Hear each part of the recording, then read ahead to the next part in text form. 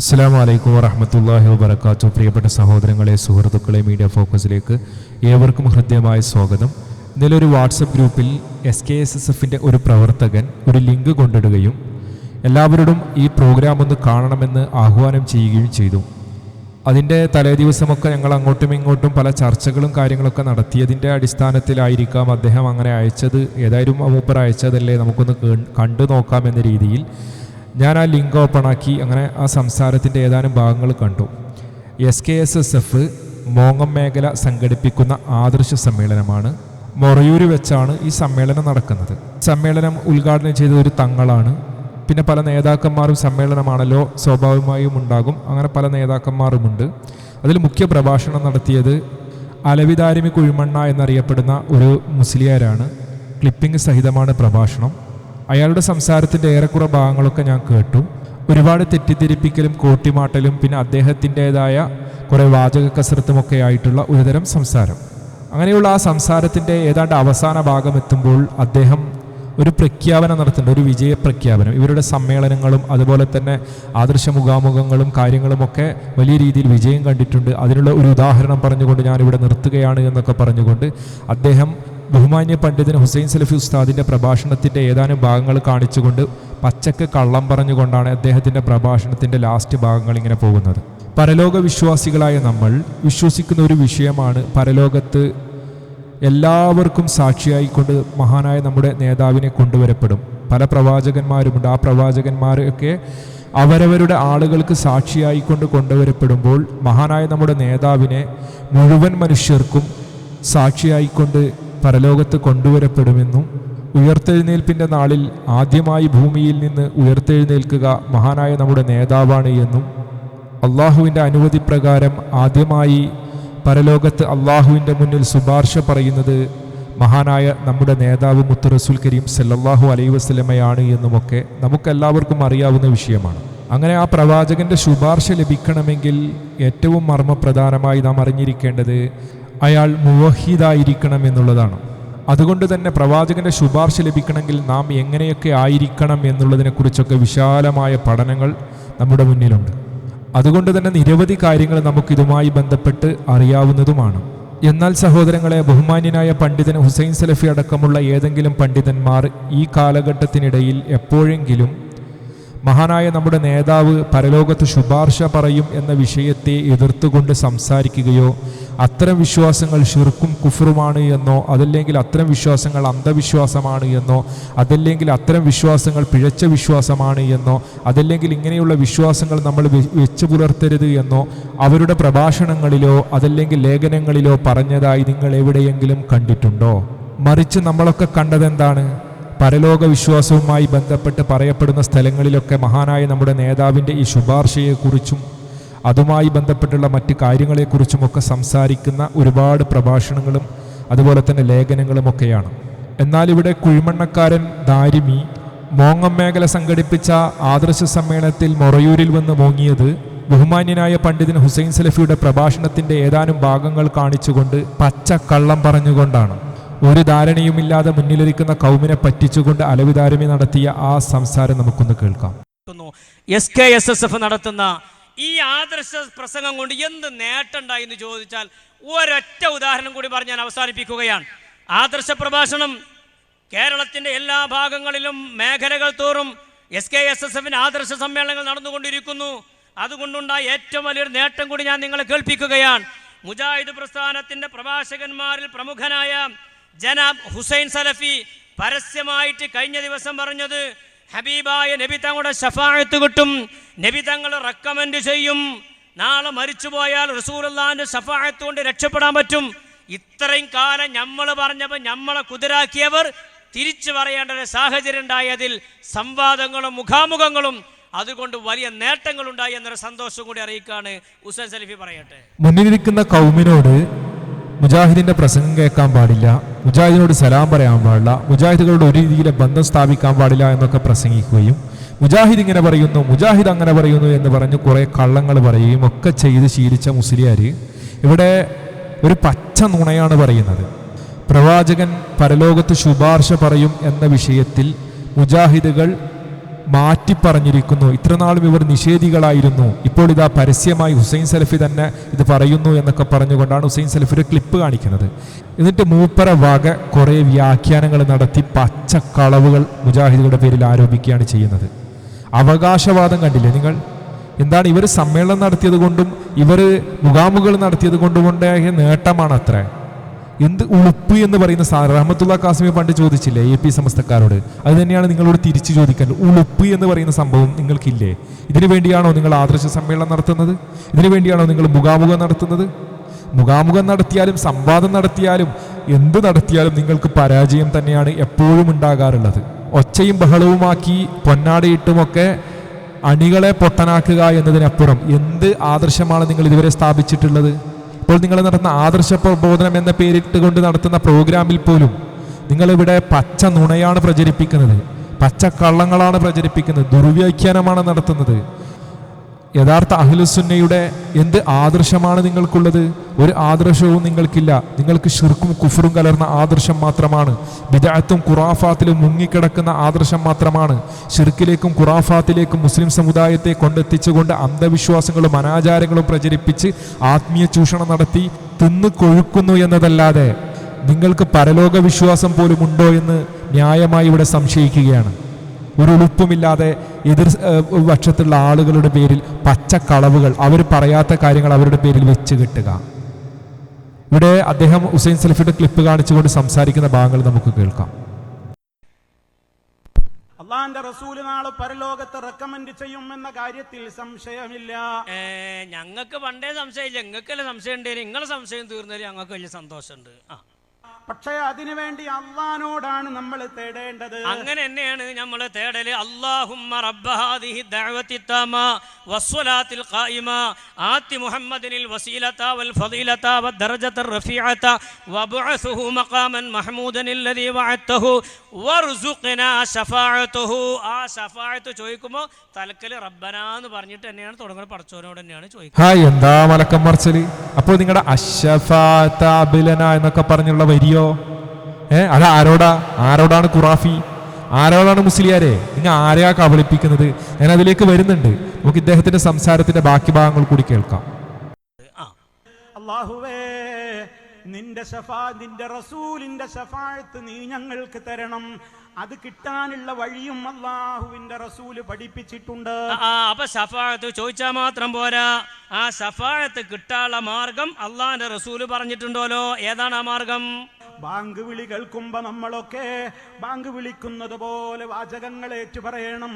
അതുപോലെ തന്നെ ലാ ഹൗലയിൽ വ്യത്യാസപ്പെടുത്തി പറയുന്നു. ശേഷം നമ്മൾ മുത്ത മുസ്തഫയുടെ പേരിൽ സമ്പൂർണമായ ഒരു സ്വലാത്ത് ചൊല്ലുന്നു. ഇത് മൊറയൂര് പള്ളിക്കത്തെ മൂജാരല്ലട്ട ഹുസൈൻ സലഫിയാണ്. പിന്നീട് നമ്മൾ പറയേണ്ടത് എന്താണ്? അല്ലാഹുമ്മ റബ്ബ ഹാദിഹി ദഅവതി തമ്മ എന്ന് തുടങ്ങുന്ന ദുആ ഞാൻ വിശദീകരിക്കുന്നില്ല. നിങ്ങൾ വിശദീകരിക്കണ്ട, ഞാൻ വിശദീകരിക്കാം. അല്ലാഹുമ്മ റബ്ബ ഹാദിഹി ദഅവതി തമ്മ വസ്സലാത്തിൽ ഖായിമ ആതി മുഹമ്മദനിൽ വസീലത വൽ ഫളീലത വദ്ദറജത റഫീഅത വബ്അസുഹു മഖാമൻ മഹ്മൂദൻ അല്ലദീ വഅദത വർസുഖ്നാ ശഫാഅതുഹു. അത് പറയേണ്ടിയിരുന്ന എഴുതിയിട്ടാ ഞാൻ വിശദീകരിക്കണില്ല എന്ന് പറഞ്ഞത്. എന്തോന്ന് ഖുറാഫി, നീ എന്താ പറഞ്ഞത്? അത് വിശദീകരിക്കണ്ട എന്ന് പറഞ്ഞിട്ടാണ്. അത് വിശദീകരിച്ചാൽ തന്നെ എന്താണ് പ്രശ്നമുള്ളത്? അതിനെ ഞങ്ങൾ നിഷേധിച്ചിട്ടുണ്ടോ? നീ ആൺകുട്ടിയാണ് എങ്കിൽ മറുപടി പറയണം. നീ സത്യസന്ധനാണ് എങ്കിൽ, നീ യഥാർത്ഥ ഹക്കിന്റെ പാതയിലാണ് എങ്കിൽ നീ ഞങ്ങൾ നിഷേധിച്ചത് കാണിച്ചു തരണം. മനസ്സിലായല്ലോ? ഞങ്ങൾ നിഷേധിച്ചത് നമ്മുടെ പണ്ഡിതന്മാർ എഴുതിയ ലേഖനമാകട്ടെ പ്രഭാഷണമാകട്ടെ അത് കാണിച്ചുകൊണ്ട് നീ സംസാരിക്കണം. ഹുസൈൻ സലഫിന്റെ ക്ലിപ്പ് ഇങ്ങനെ സ്റ്റക്കാക്കി വെച്ചുകൊണ്ട് നിന്റെ വ്യാഖ്യാനമല്ല വേണ്ടത്, നിന്റെ കബളിപ്പിക്കലല്ല വേണ്ടത്. ഇതിനെക്കുറിച്ച് തന്നെയാണ് ആഖിർ സമാനിൽ ചില ദജ്ജാലുകൾ വരുമെന്ന് പറഞ്ഞല്ലോ. സത്യവും അസത്യവും കൂട്ടിക്കലർത്തി ജനങ്ങളെ കബളിപ്പിക്കുന്ന ചില ദജ്ജാലുകൾ വരുമെന്ന് പറഞ്ഞല്ലോ. അത് നിന്നെപ്പോലെയുള്ള ആളുകളെ കുറിച്ചാണ് എന്നതിൽ ഒരു സംശയവും ഞങ്ങൾക്കില്ല. തുടർന്ന് പറയട്ടെ. ഒരാൾ ചൊല്ലിക്കഴിഞ്ഞാൽ എന്റെ റെക്കമെൻഡ് അവന് കരസ്ഥമാകുന്നതാണെന്ന് നബി സല്ലല്ലാഹു അലൈഹി വസല്ലം പറയുമ്പോ മാഷാ അല്ലാഹ് നോക്കിയാണ് നിങ്ങൾ. അങ്ങനെ നബി സല്ലല്ലാഹു അലൈഹി വസല്ലം പറഞ്ഞിട്ടുണ്ടെങ്കിൽ 1400 ചില്ലാനം കൊല്ലം മുമ്പ് നബി അത് പറഞ്ഞിട്ടുണ്ടല്ലോ. കാരണം അതിന് ശേഷം പിന്നെ ജിബ്രീൽ വന്നിട്ടില്ലല്ലോ, പിന്നെ ഒരു വഹി ഇറങ്ങിയിട്ടില്ലല്ലോ. അവൻ നബി തങ്ങളെ റെക്കമെൻഡ് ചെയ്യുമെന്ന ശഫാഅത്ത് ചെയ്യുമെന്ന ഈ വിശ്വാസം പണ്ടേ ഉള്ളത് തന്നെയല്ലേ? നീ മുസ്ലിയാക്കന്മാർ പറയുന്നത് അണ്ണാക്ക് തൊടാതെ മുണുങ്ങി അങ്ങനെ ജീവിച്ചോണ്ടാ നീ ഇങ്ങനത്തെ അവസ്ഥയിലെത്തിയത്. ഇങ്ങനെ ഒരു പരസ്യമായ ഒരു സ്റ്റേജിൽ വന്ന് പച്ച നുണ പറയാൻ നിനക്ക് ഉപ്പ് എന്ന് പറയുന്ന സംഭവം തന്നെ ഇല്ലേ? നാണമില്ലേ നിനക്ക്? മുജാഹിദുകൾ എവിടെയാണ് ഇത് നിഷേധിച്ചത്? അത് നീ കാണിക്കണം നിന്റെ അടുത്ത പ്രഭാഷണത്തിലെങ്കിലും. ഇതിന് വന്ന് ന്യായീകരണം തൊഴിലാളികളായ കുറെ ആളുകളുണ്ട്, കമന്റ് ബോക്സിലൊക്കെ വന്ന് മെഴുകുന്ന. അവരോടും പറയുകയാണ്, നിങ്ങൾക്ക് മുജാഹിദിന്റെ പ്രഭാഷകന്മാർ എവിടെയാണ് പരലോകത്ത് പ്രവാചകൻ ശുപാർശ പറയുമെന്ന വിഷയത്തെ നിഷേധിച്ചുകൊണ്ട് സംസാരിച്ചത്? ലേഖനമുണ്ടെങ്കിൽ ലേഖനമാകട്ടെ, പ്രസംഗിച്ചതുണ്ടെങ്കിൽ പ്രസംഗിച്ചതാകട്ടെ. ഹുസൈൻ സലഫിയാണല്ലോ കാണിച്ചത്. ബഹുമാന്യനായ പണ്ഡിതൻ ഹുസൈൻ സലഫി പ്രസംഗിച്ചത്, ഏതെങ്കിലും കാലത്ത് പ്രസംഗിച്ചത്, എഴുതി വെച്ചത്, ഒരുപാട് പുസ്തകങ്ങളൊക്കെ ഉണ്ടല്ലോ, അങ്ങനെ ഏതെങ്കിലും പുസ്തകത്തിൽ എഴുതി വെച്ചത് അങ്ങനെ ഏതെങ്കിലും ഉണ്ട് എങ്കിൽ, വിചിന്തനത്തിൽ മുമ്പ് ലേഖനം എഴുതിയിട്ടുണ്ട്, നേർപ്പദത്തിൽ ലേഖനം എഴുതുന്നുണ്ട്, അങ്ങനെ ഏതെങ്കിലും ലേഖനത്തിൽ ബഹുമാന്യനായ ഹുസൈൻ സലഫി എങ്ങാനും ഇങ്ങനെ പറഞ്ഞത് ഉണ്ട് എങ്കിൽ നീ ഒന്ന് കാണിച്ചതാ, എന്നിട്ട് വേണം നീ ഇത് സംസാരിക്കാൻ. പച്ച നുണയാണ് ഈ ദജ്ജാൽ ഇവിടെ നടത്തിയത്. തുടർന്ന് ക്ലിപ്പ് നമുക്ക് കേൾക്കാം. എന്തേ പറയാതിരുന്നത്? ഇന്ന് പഠിച്ചപ്പം, മുഖാമുഖങ്ങൾ നടന്നപ്പം, ഖണ്ഡനങ്ങൾ നടന്നപ്പം, ആദർശ സമ്മേളനങ്ങൾ നടന്നപ്പോൾ, വിശദീകരണങ്ങൾ നടന്നപ്പം സത്യം പറയേണ്ടി വന്നു എന്നതാണ് യാഥാർത്ഥ്യം. മുസ്ലിയാരെ, ഇതിനു വേണ്ടിയാണോ നിങ്ങൾ മുഖാമുഖം നടത്തിയത്? ഇതിനു വേണ്ടിയാണ് ഈ ആദർശ സമ്മേളനം നടത്തിയത്? എന്തായാലും മൊറയൂർ മേഖല SKSSFന്റെ ആ പണം പോയി കിട്ടി, കുറെ സമയവും പോയി കിട്ടി കുറെ ആളുകളുടെ എന്നതല്ലാതെ എന്ത് ലാഭമാണ് നിങ്ങൾക്ക് ഈ സമ്മേളനം കൊണ്ടുണ്ടാകുക? കാത്തിരുന്നോ, ഈ സമ്മേളനം കൊണ്ട് ഞങ്ങൾക്കാണ് ലാഭമുണ്ടാകുക. മനസ്സിലായല്ലോ? സെലഫികൾക്കാണ് ലാഭമുണ്ടാകുക. ഒരുപാട് ആളുകൾ ഇതിലൂടെ ഹക്ക് മനസ്സിലാക്കാൻ വേണ്ടി ശ്രമിക്കും.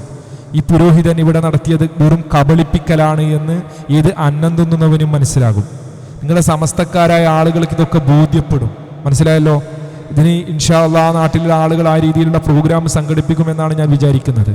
തുടർന്നുള്ള ഭാഗം കേൾക്കാം. പ്രിയപ്പെട്ടവരെ, ബാങ്ക് കേൾക്കുമ്പോൾ അനിവാര്യ ഘട്ടത്തിലല്ലെങ്കിൽ നമ്മൾ ആ ബാങ്കിനെ അവഗണിച്ചുകൊണ്ട് സംസാരത്തിൽ ഏർപ്പെടരുത്. ആ ബാങ്കിന് നമ്മൾ ഇജാബത്ത് പറയണം, ശേഷം സ്വലാത്ത് ചൊല്ലണം, ശേഷം ഈ ദുആഇനെ ചോദിക്കണേ. മുത്ത മുസ്തഫാക്ക് വസീലത്തെന്ന പദവി കൊടുക്കണേ. അല്ലാഹ് നോക്കിയാണെങ്കിൽ ഇയാളൊക്കെ വേദനിറങ്ങിയ കബീർ വാക്കൊക്കെ നാടൻ മണിക്ക് കൊണ്ടുവരും. അജാതി വേദ നോക്കിയാ നിങ്ങൾ. ഈ ശഫാഅത്ത് തന്നെയല്ലേ നമ്മൾ ചോദിച്ചിരുന്നത്? നബി തങ്ങൾ നാളെ ശഫാഅത്ത് ചെയ്യും, ശുപാർശ ചെയ്യും എന്ന് നമ്മൾ പറഞ്ഞപ്പോൾ നമ്മൾ പഞ്ചറായ സൈക്കിൾ എടുത്ത് നമ്മളെ പിന്നാലെ കൂടി കുതിരാക്കി. വല്ലൈസലിൽ ഇൻസാൻ ഇല്ലാമാസായെ, മനുഷ്യൻ ഓന് ചെയ്തതേ ഉണ്ടാകൂ, മറ്റൊരാൾ ശഫാഅത്ത് ചെയ്യൂല എന്ന് പറഞ്ഞ ആളാണ് ഇപ്പൊ ഈ പ്രസംഗം നടത്തുന്നത്. സന്തോഷമുണ്ടെന്ന് നമുക്ക് ആ വിഷയത്ത് പറയാറുള്ളൂ. കേട്ടല്ലോ സഹോദരങ്ങളെ, പച്ച നുണ പറഞ്ഞുകൊണ്ടാണ് മുസ്ലിയാർ ഈ സംസാരം ഇങ്ങനെ കൊണ്ടുപോകുന്നത്. ഇവിടെ ഷഫായത്തുമായി ബന്ധപ്പെട്ടുകൊണ്ട് മുസ്ലിയാക്കന്മാർ വെച്ച് പുലർത്തുന്ന ഒരു വിശ്വാസമുണ്ട്. അതിനെ മുജാഹിദുകൾ എതിർത്തിട്ടുണ്ട്. മഹാനായ നമ്മുടെ നേതാവിനെ വിളിച്ചുകൊണ്ട് തന്നെ ഇവർ പ്രാർത്ഥിക്കുന്നുണ്ട്. നമുക്ക് അതുമായി ബന്ധപ്പെട്ട് ബഹുമാന്യനായ ഹുസൈൻ സലഫി തന്നെ സംസാരിക്കുന്ന ഒരു ഭാഗം നമുക്ക് കേൾക്കാം. ഷഫായത്തിന് വേണ്ടി അള്ളാന്റെ റസൂലിനോടല്ല ചോദിക്കേണ്ടത്. ഫിൽ ഖിയാമത്തി മുശ്ഫിഖാ വഅഹ്ലനാ ഇൻദാഅയാ സയ്യിദി ഖൈറൻ നബി. നബിയെ, നിങ്ങൾ നാളെ പരലോകത്ത് ഞങ്ങൾക്ക് റെക്കമെൻഡ് പറയണം, ഞങ്ങൾക്ക് ശുപാർശ പറയണം നബിയെ എന്ന് സല്ലല്ലാഹു അലൈഹി വസല്ലമിനെ സ്നേഹിക്കാൻ എന്ന പേരിൽ ചില ആളുകൾ അവിടുത്തെ വിളിച്ചുകൊണ്ട് പ്രാർത്ഥിച്ചു കൊണ്ടിരിക്കുന്നുണ്ട്. അത് അവിടുന്ന് പഠിപ്പിച്ചതല്ല. അവിടുത്തെ ശുപാർശ നാളെ പരലോകത്ത് നമുക്ക് കിട്ടണമെങ്കിൽ നബിയെ, നിങ്ങൾ ഞങ്ങൾക്ക് നാളെ മഹ്ശറിൽ വെച്ച് ശുപാർശ തരണേ എന്ന് അവിടുത്തോട് പറയുകയല്ല വേണ്ടത്. മറിച്ച് അള്ളാനോട് ചോദിക്കണം, നിന്റെ പ്രവാചകൻ നടത്തുന്ന ശുപാർശയിൽ ഞങ്ങളും കൂടി ഉൾപ്പെടണേ അല്ലാ. അതിന് അള്ളാനോടാണ് നമ്മൾ ചോദിക്കേണ്ടത്, അള്ളാഹുവിനോടാണ് ചോദിക്കേണ്ടത്. അപ്പൊ നബി സല്ലല്ലാഹു അലൈഹി വസല്ലമിന് ആ ഒരു ഭാഗ്യമുണ്ട്. ആദ്യമായി ശുപാർശക്ക് അനുവാദം നൽകപ്പെടുന്ന ശാഫിഉ, ആദ്യ ശുപാർശകൻ ഞാനായിരിക്കും. കേട്ടല്ലോ സഹോദരങ്ങളെ, ശുപാർശയുമായി ബന്ധപ്പെട്ട് സമസ്തക്കാർ വെച്ച് പുലർത്തുന്ന ഈ വിശ്വാസത്തെയാണ് ഞങ്ങൾ എതിർത്തത്.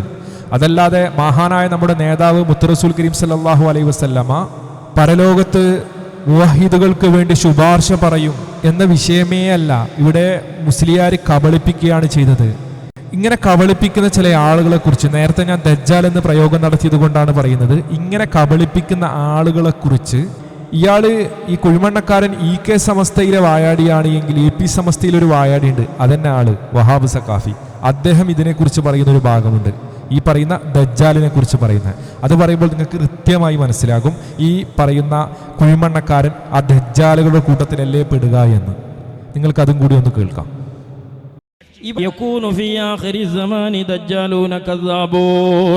ഈ ഉമ്മത്തിലെ കബളിപ്പിക്കലുകാരായ ഒരു വിഭാഗം വരും.